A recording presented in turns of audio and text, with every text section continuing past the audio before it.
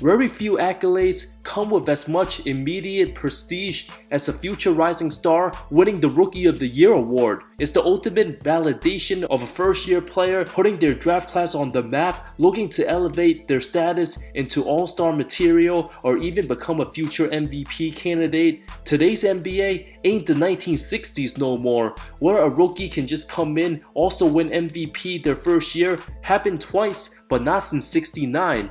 Very rarely will you see a 22-year-old become a #1 pick, put up superstar numbers, unless you're playing under unique circumstances such as Tim Duncan promising his mom he'll complete his college degree when he could have easily still been a top pick the season before or even 2 years before.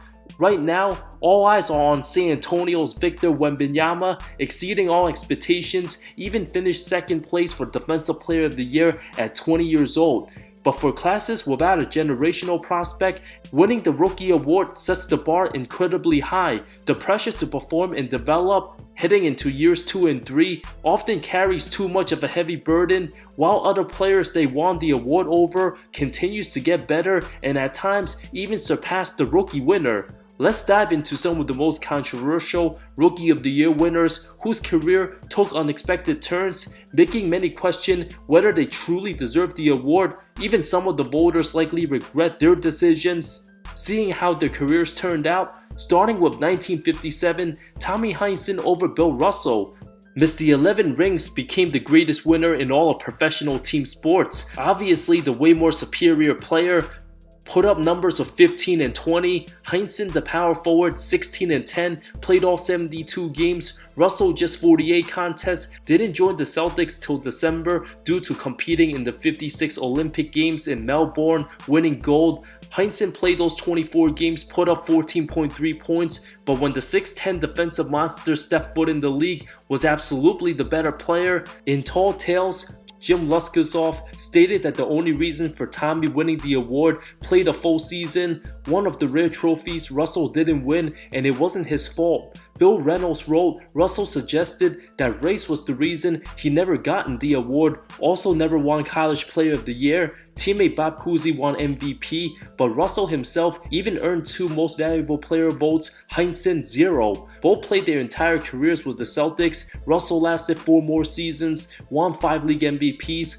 doubled the amount of All-Stars, made 11 All-NBA teams, Heinsohn 4, 2 of the greatest rookie duels the league's ever witnessed on the same team. Heinsohn was indeed the best player. Game 7 1957 finals, tallying 37 points, 23 rebounds, while Russell retired, disassociating himself with the Celtics, dealt with race tensions during his time. Heinsohn became a longtime broadcaster, involved with the franchise at some capacity for a remarkable 8 decades until his passing. Dave Cowens and Jeff Petrie being the first co-Rookie of the Year only happened a total of 3 instances, the 29-win Blazers and the 44-win Celtics. The shooting guard only had a 6-year career, in fact peaked entirely his rookie season, becoming known as one of the best players to never even play in the postseason game. 4 of the 5 rookie finalists eventually made the Hall of Fame, except for Petrie himself, sadly ended up with chronic knee problems, derailing his career, retired age 28. The Blazers, then led by superstar Bill Walton, led the franchise to the title after Petrie stepped away from the game. Cowens, on the other hand, retired with a league MVP, 2-time NBA champ, top 75 player, being undersized at the 5 at 6'9", his hustle and work ethic squeezed every ounce of his greatness. Also an 8-time All-Star and still in the conversation as top 10 center all-time. Petrie did, however, become a terrific GM with Sacramento during their prime years. 1987, Chuck Person of the Indiana Pacers won it over Cleveland's Ron Harper. Neither won in the Hall of Fame or even made one All-Star team. The 4th and 8 picks, Harper the way more accomplished and better career, accepting to fully transitioning his style of play and sacrificing big numbers, becoming part of 5 championship teams. Before joining the Bulls in 94-95, Ron averaged 19.3 points, 5 and 5, 2 steals and a block, also tore his ACL after traded to the Clippers. being one of the most switchable point guards, similar to Drew Holiday and Jason Kidd, having Sean Livingston type intangibles, his scoring and versatility trumps Person's first 8 seasons, Chuck with a huge offensive efficiency advantage, but after 95, Harper the way more memorable career and still elite defensively, while Chuck's numbers dipped and slowly faded out of the league. Injuries and inconsistent defense limited his ceiling. Indiana excelled to another level after Person was traded. Larry Johnson vs. Dikembe Mutombo, 1992. Winner Greg Mama, first pick out of UNLV, undersized 6'7" power forward, was supposed to become a superstar in the league, the original Zion. After making second team All-NBA in year 2, hurt his back, never quite the same, while the 7'2" shot blocking specialist lasted almost 500 more career games than his draft mate, became an 8-time All-Star, 4-time Defensive Player of the Year winner, made 3 All-NBA teams, becoming the best player in his draft, also strangely, even named an All-Star his very first season, and LJ, who won the award by a convincing margin, wasn't an All-Star. Given Mutombo missed 11 games and finished his season March 28 with a wrist injury, his Nuggets went 1-10 without him, created a bigger rookie race gap, but the opposite happened 31 years later, which we'll get into. Johnson also got the benefit of the doubt, riding the high waves from his UNLV seasons, while the native of the Democratic Republic of the Congo was already 25 as a rookie, encouraged to play basketball at age 16 due to his height. The two play styles couldn't have been much different than the other, Mutombo the way more impactful career. 2010 Tariq Evans winning the award over all-time great Steph Curry. 15 years after they've been picked, one of them continues to add to his NBA trophies. Many consider Curry top 10 player all time, becoming the most impactful player of his generation, while the other been banned for the league half a decade ago.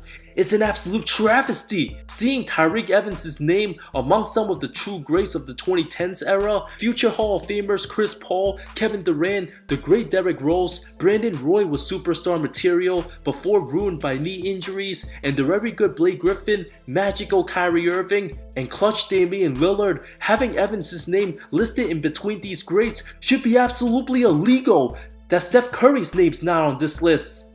Known for being one of the biggest one-hit wonders all time, started out with a struggling franchise that wasn't even relevant until 2023. The team Steph Curry recorded a Game 7 all-time scoring high to eliminate, Evans joining Oscar Robertson, LeBron and Michael Jordan as the only rookies to average 25 and 5, a very competitive race. Tariq with a 67-43 edge. At first, it was Brandon Jennings versus Evans, given his 55-point game against Steph's Warriors. Both the Kings and Warriors 25 and 26 win squads. Given Sacramento's injuries to Kevin Martin, Evans put in the situation to excel, having the ball in his hands, able to hide his flaws like outside shooting and not needing to guard bigger guys. As soon as Sacramento changed their ways, moving Evans off the ball, his career went downhill, while Curry shared duties with backcourt mate Monte Ellis and also having scorer Corey Maggette. If Steph wasn't limited, no doubt he would average over 20.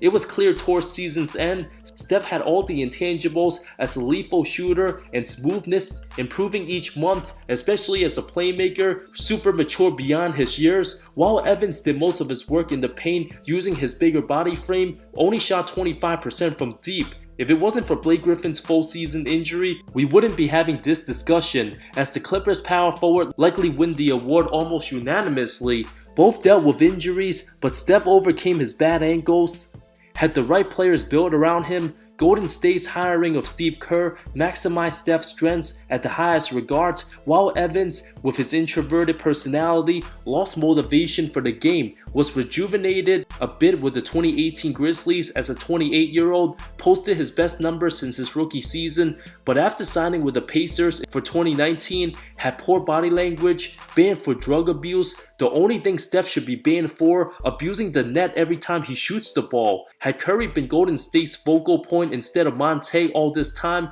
he likely would have gotten enough votes to edge out Evans. Michael Carter-Williams gets the nod over Victor Oladipo. Vic, obviously the better long-term player, became a two-time All-Star as he was reaching his prime. Knee injuries caused his demise. A relatively weak draft class. Giannis not developed yet. Even Trey Burke, Mason Plumlee, and Tim Hardaway Jr. had first-place votes. Grant Lance, Zach Lowe argued MCW had the better counting stats by a small margin due to him logging more minutes on a tanking roster. If Oladipo played in Philly instead of MCW, his counting numbers would likely be as good with better defense. Vic also played 80 games, Carter-Williams 10 fewer. His debut against the defending champion Heat pretty much gave him the impression that he would become the next Jason Kidd, until many realized a few years later he wasn't built like that, having a historically bad shooting season, 25% from 3. Philly even worse defensively with their 11th pick on the floor. The Magic allowed 6 fewer points per 100 possession when Vic plays. In a December contest, both became the first pair of rookies to record a triple-double in the same game. Having the keys to the offense is an absolute travesty. Carter-Williams became the third rookie to put up at least 16, 6, and 6, joining the likes of Magic Johnson and Oscar Robertson, becoming the biggest rookie empty stats king of this century. Oladipo, when healthy, good enough to make All-NBA, being the best player on a 48-win squad that took LeBron to 7. Carter-Williams, now sadly more remembered for his awful shooting and inefficiency, making him one of the worst players all time to ever win Rookie of the Year. 2017, Joel Embiid far and ahead the best player, doubling the scoring averages of 10 points Malcolm Brogdon, played 54 more games than load management Joel, who already missed his first 2 seasons. Had Embiid even played 10 more games with those same stats, the race would have likely been way closer and perhaps enough for Joel to win it. Given that Ben Simmons missed the entire season, Jaylen Brown limited on a good Boston team, and Brandon Ingram struggles, nobody would have predicted Brogdon to win the award. Even Joel's inferior teammate, Dario Saric, finished second place, averaged over 13 and 6. Everybody knew if Embiid stayed healthy, he had the chance to become the best player in the NBA. Injuries continue to be his biggest burden. Brogdon will always be remembered for winning the award, averaging the fewest points for a first-year player since the 1950s. Also never named Rookie of the Month even once. Joel and Saric won it 3 times each. If anything, 2016-17 shouldn't have had a real Rookie of the Year to begin with, given the atrocity of every rookie that season. 2018, Ben Simmons, Donovan Mitchell. Once upon a time, a heated rivalry. Both All-Star material led their team to the postseason.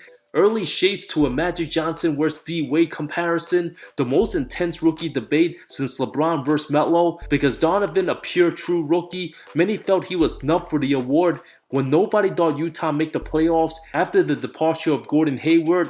It's now 2024, Ben Simmons, the biggest joke in the entire NBA, hasn't gotten better, still no jump shot. Mitchell continues to be top 15 player material, a consistent all-star, top scorer for a good playoff team. Even many Nets fans forget that Ben Simmons on their team, not even a top 10 most important player on his roster. Mitchell having multiple 50-point playoff games, Simmons might not last another 50 NBA games after 2025. Became one of the biggest fall-offs in recent times. Had Donovan been a rookie any other class, he easily win the award 85% of times. But Simmons, with just his physical talents alone, already made him a top 15 player.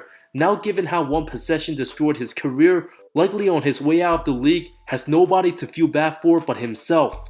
LaMelo Ball, Anthony Edwards. Despite Melo missing 21 games, Edwards missed none. It's an absolute travesty. Ball, given the hype since he was 14 years old, the marketing genius of LeVar and brother Lonzo, had the media members vote for him over the not as hyped but more talented Anthony Edwards. In many player rankings today, Ant-Man considered a top 10 player, depending who you ask. And LaMelo, is he even on anybody's top 60 list? Can he even last 60 games in a season? The last 2 years combined, he's played just 58 total games. Stuck in miserable Charlotte, proven to have some success year 2, made the play-in. The off-court social media stuff, laughing on the bench in street clothes. Edwards, the most exciting pure athlete under 25. Many even unofficially crown him the next face of the NBA.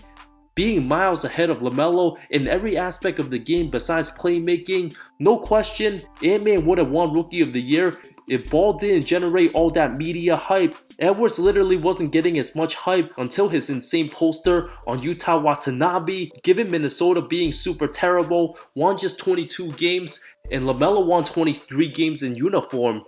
4 years later, he's not even a top 3 player in the class. It's Edwards number 1, followed by Therese Halliburton, then Therese Maxey. Ant-Man looking to become a legit MVP candidate next season. Ball still stuck on a dysfunctional bottom shelf franchise, no leadership. The two couldn't have been on more different trajectories. Edwards surrounded by good vets like Mike Conley, Gobert. LaMelo already used to losing at this point. His development might get stunned, paid handsomely till 2029. If he's still in Charlotte then, could be too late to change his narrative as a high stats losing player on a bad team. No rookie award in any recent years. Have voters already make up their mind first month and a half into the season. While Ryan Saunders did not start Ant-Man his first 17 games, playing behind terrible guys like Jared Clover, Ed Davis, and Jake Layman, until Chris Finch was hired. His numbers went to 14 a game to all of a sudden massive leap of 23. Saunders alongside the media, most to blame for the lack of Edwards voting. Comparing the two's numbers outside the rookie year, Ant-Man played nearly 100 more games last 3 seasons. The more time goes by, the more often Charlotte and LaMelo's team continues to become least relevant. Many will only get more confused how Ball won the award in the first place over the guy having the strongest superstar comparison to a Michael Jordan in today's NBA. Let's hope LaMelo vs Ant-Man doesn't end up as lopsided as Tyreke Evans vs Steph Curry. Looking back, which one of these awkward Rookie of the Year winners aged the worst? For more unique controversial topics like these, subscribe for more knowledge. See y'all next video.